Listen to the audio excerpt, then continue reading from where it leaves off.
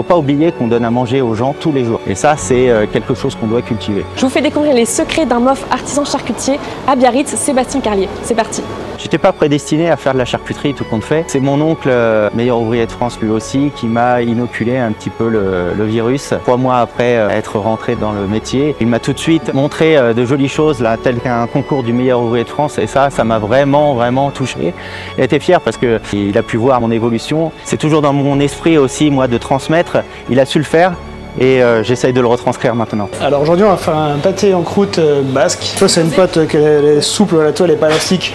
Alors que quand tu les fais au batteur, les pâtes là elles reviennent de suite. Là c'est une pâte pure beurre. Alors, déjà je vais parer les filets de poulet pour enlever tous les morceaux nerveux. Et ensuite je vais venir couper les lèches, c'est-à-dire les petits cubes qui vont faire des marquants dans le pâté en croûte. Voilà, c'est un canard qui est élevé dans les Landes en plein air. Tué hier ceux-là, abattu hier, ouais. Ok, c'est ultra frais en fait. Alors là c'est un cochon élevé en plein air, élevé au Pays Basque par des petits éleveurs. Dans l'assaisonnement on y met du sel, du poivre, du piment d'Espelette et du 4 épices. C'est du donnant-donnant, c'est-à-dire que moi je peux transmettre et lui il peut apporter par le fait de sa créativité. Ça tire l'entreprise vers le haut, quoi qu'il en soit. C'est à la fois pour les jeunes et à la fois pour l'entreprise. Là on va réaliser la mêlée, c'est-à-dire qu'on va réaliser une liaison avec toute la viande, les piments, les piquillos et les lèches. Là c'est là qu'on voit la liaison, il n'y a pas de trou, tout est lisse, tout se tient. Je mets les producteurs différents en concurrence, on va dire, c'est-à-dire qu'ils viennent me présenter leurs produits, leur façon d'élever, leur façon de faire. Ensuite je compare et je sélectionne. Les canards, j'ai passé plus de 10 producteurs avant de pouvoir trouver le producteur qui me correspondait. Ça c'est un chorizo maison, réalisé dans nos ateliers. Alors là je vais faire sauter le chorizo pour développer les arômes.